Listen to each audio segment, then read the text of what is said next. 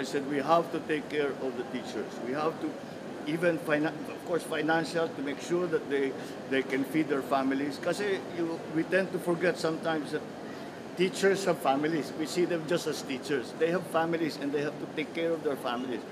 And they cannot teach properly kung inaalala nila yung lagay ng pamilya nila.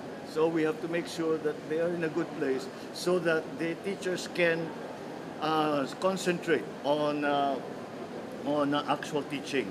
The other part of it is non-financial, is the retraining. Because ang bilis, we all know, ang bilis ng development, lalo na sa technology, na within 1 year, obsolete na. Within 2 years, obsolete na. Kaya turuan natin ulit. So that's what we will do. We will beef up that part of it.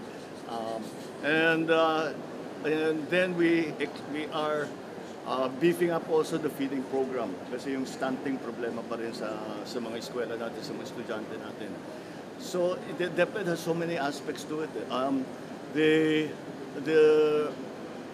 one thing I asked of him was to please teach our children Philippine history, because I have seen my children's workbooks and there's very little said about the history of the Philippines, and that is so, for me, that is so important, for the simple reason that that is what will make a child understand what it means to be a Filipino. Ito ang pinagdaanan ng aming lahi. Kaya kami nandito, kaya ganito kami, kaya ganyan ang ugali namin dahil sa aming kasaysayan. And that's the one thing that I asked of him. That's in the curriculum. We will also simplify the curriculum so that it is we go back to make sure that everybody understands the basics.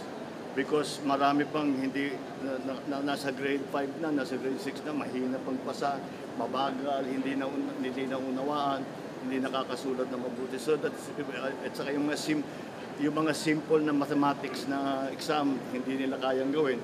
So yun ang kailangan talaga, basics. We have to go back to basics. So that's what we will do. There's a great deal more, but I could talk about this for a long time. But that's about those are the highlights of what we spoke. Thank you, Mr. President. Thank you. Thank you, sir.